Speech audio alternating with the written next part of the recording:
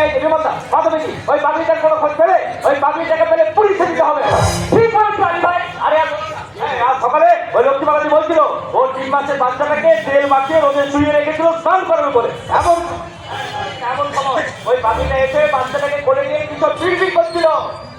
ও মা গো, তাহলে তো টুকটাক করছিল তন্ত্র মন্ত্র। একদম দেরি করা চলবে না, চলো চলো।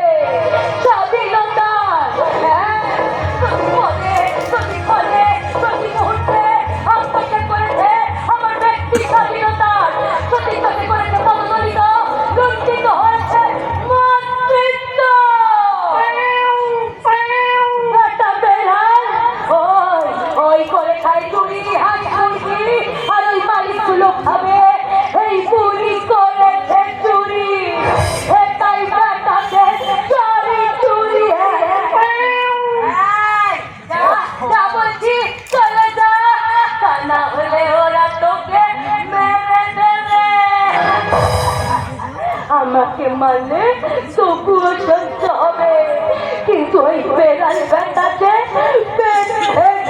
মরে যাবে। ও হ্যাঁ, তাই তো ওরা আমাকে কি মারবে? আমি তো 30 বছর আগে মরে